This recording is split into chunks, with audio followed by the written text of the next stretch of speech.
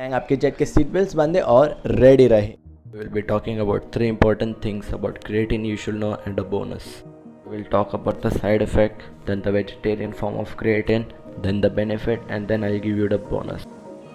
समझ रहे? Side effects की बात कर लेते हैं तो कॉमनली ये दो साइड इफ़ेक्ट्स कहा जाता है कि किडनी डैमेज होता है और हेयर लॉस।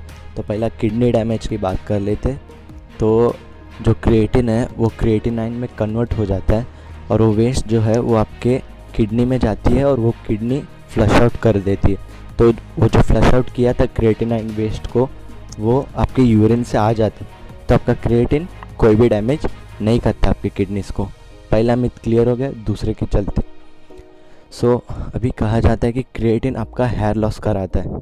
ऐसा कुछ ट्रू नहीं है। मैं कैसा बोल रहा हूँ कि जो अभी आपका हेयर लॉस हो रहा है उसमें DHP एक फैक्टर है और बहुत सारे फैक्टर्स हैं और DHP सिर्फ एक ही फैक्टर है।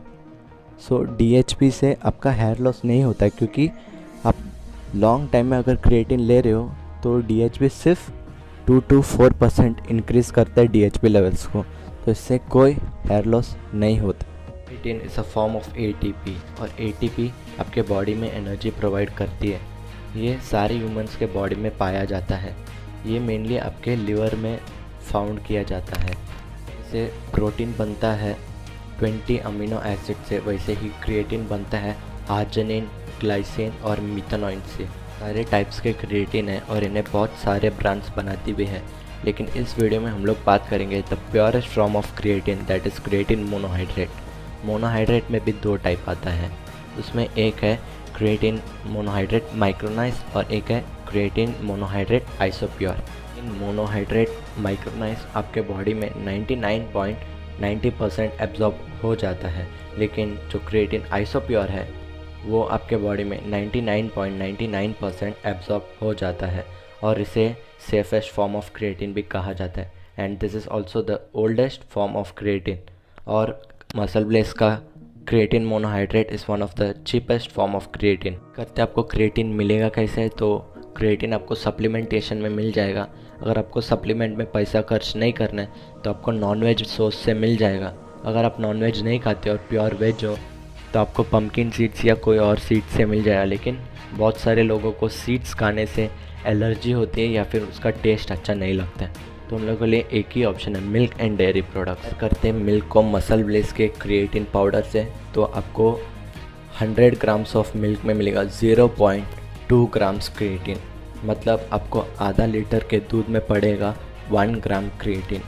और वही आपको 3 ग्राम रिक्वायर्ड डोसेज चाहिए तो आपको पीना पड़ेगा 1.5 लीटर ऑफ मिल्क, उसमें आपको मिलेगा 3 ग्राम्स ऑफ क्रिएटिन। और बात करें मसल ब्लेस की तो आपको 1 महीना चलेगा और इसका कॉस्ट 309 रुपीज़ का है। आपको 30 स्कूप्स मिल जाएंगे, वो भी 3 ग्राम्स क्रिएटिन पर स्कूप।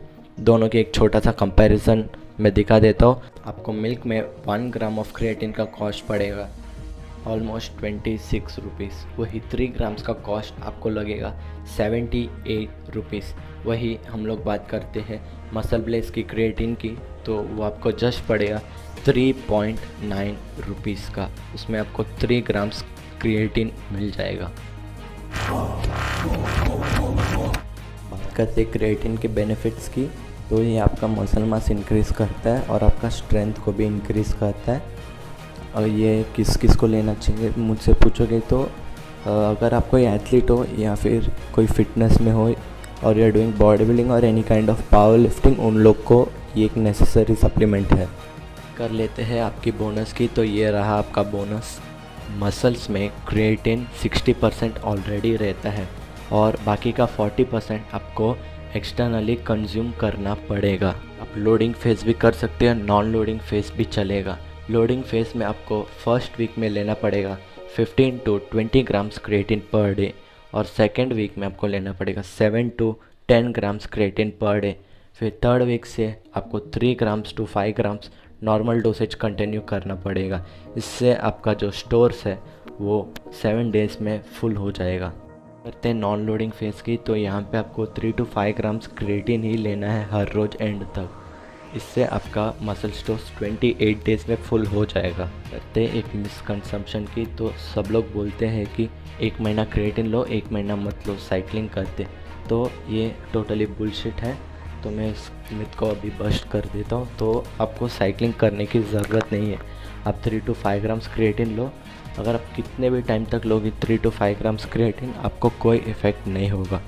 छोटी चीज़, क्रिएटिन की डोसेज की बात कर लेते हैं। तो आपको 3 to 5 ग्राम्स क्रिएटिन का डोसेज रखना है। आपको ये वीडियो पसंद आई होगा तो सब तक के लिए हार्ड वर्क करो, स्मार्ट वर्क करो। पीस।